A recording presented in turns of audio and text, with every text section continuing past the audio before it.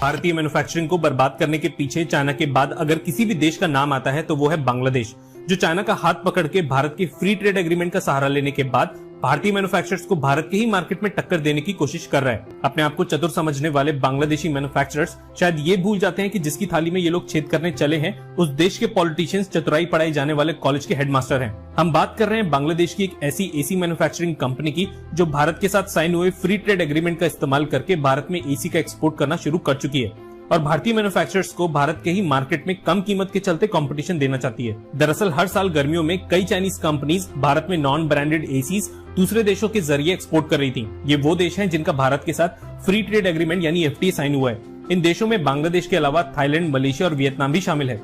FTA के जरिए भारत में इंपोर्टेड ये नॉन ब्रांडेड एसीज भारत के उन सभी गिने चुने मैन्युफैक्चरर्स को प्राइस के मामले में टक्कर दे रहे थे जो एसीज की मैन्युफैक्चरिंग भारत में कर रहे हैं। एफटीए के साइन होने की वजह से भारतीय सरकार कुछ भी नहीं कर पा रही थी और इस एग्रीमेंट की वजह से भारतीय मैन्युफैक्चरर्स को बहुत बड़ा नुकसान हो रहा था, क्योंकि भारतीय लोग पैसा बचाने के लिए मेड इन इंडिया एसीज लेने की बजाय घटिया चाइनीज एसीज ले रहे थे। इस बात को बांग्लादेशी कंपनीज ने भी भांप लिया था कि भारत अपने मैन्युफैक्चरर्स को बचाने के लिए कुछ नहीं कर सकता। इसलिए बांग्लादेशी एसी मैन्युफैक्चरिंग कंपनी वॉल्टन ने भारत में अपने लिए सप्लाई चेन स्थापित करना शुरू कर दिया था और गाजीपुर में एक ऑफिस तक ले डाला था, ये सोच के कि अब धड़ल्ले से भारत में इन बांग्लादेशी एसीज को इम्पोर्ट करके सस्ती कीमतों पर बेचा जाएगा। और पिछले साल यानी मार्च 2020 से वॉल्टन ने इन एसीज को भारत में एक्सपोर्ट भी करना शुरू कर दिया था।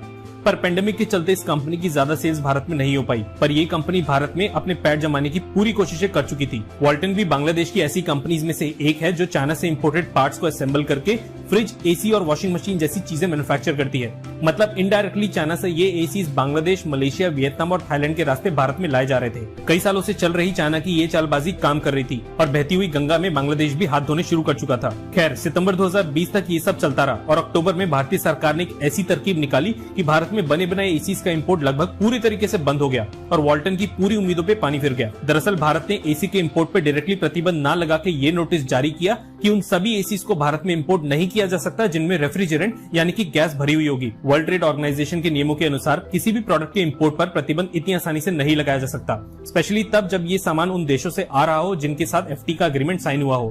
तो भारत ने इसका तोड़ निकालने के लिए ये कहा कि कोई भी देश भारत में एसीज एक्सपोर्ट कर सकता है, लेकिन शर्त यह है कि एसी में गैस भारत में ही भरी जाएगी।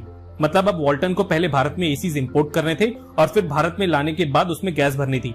कोई भी समझदार कंपनी इतनी मेहनत करने की बजाय नॉकडाउन किट की फॉर्म में एसीज को एक्सपोर्ट करना ज्यादा बेहतर समझेगी, जिससे भारत में पार्ट्स की फॉर्म में इन एसीज को एक्सपोर्ट करके उसको असेंबल करने के बाद गैस भर दी जाए। मतलब सीधे सीधे शब्दों में एक और मैन्युफैक्चरिंग प्लांट भारत में लगना था, जो ऐसी बांग्लादेशी कंपनीज बिल्कुल भी नहीं चाहेंगी। भारतीय सरकार के उठाए गए इस कदम की वजह से वॉल्टन तो क्या अब कोई भी चूरन कंपनी भारत में बने बनाए एसीज इंपोर्ट नहीं कर पा रही। आपकी जानकारी के लिए बता दें कि इस बांग्लादेशी कंपनी ने साउथ कोरियन कंपनी ह्युंदाई के साथ भारत में वॉशिंग मशीन इंपोर्ट करने का एक एग्रीमेंट साइन किया है और ह्युंदाई के जरिए इन बांग्लादेशी वॉशिंग मशीन्स को भारत में लाया भी जा रहा है। हम यहाँ किसी ब्रांड के खिलाफ नहीं है, पर आपसे ये बोलना चाहेंगे कि कुछ भी खरीदते वक्त पैसा ना देखते हुए उस चीज पर कंट्री ऑफ ओरिजिन जरूर देखें और किसी भी इंपोर्टेड चीज की बजाय केवल मेड इन इंडिया प्रोडक्ट ही खरीदें। चाइना के साथ मिलकर कुछ पड़ोसी देश आज भी भारतीय इंडस्ट्रीज को नुकसान पहुंचा रहे हैं और हम जैसे भारतीय ग्राहक इस नुकसान को रोक सकते हैं। आपके हमारी वीडियोस को लाइक ना करने की वजह से कई लोगों तक हमारी मुहिम नहीं पहुंच पा रही।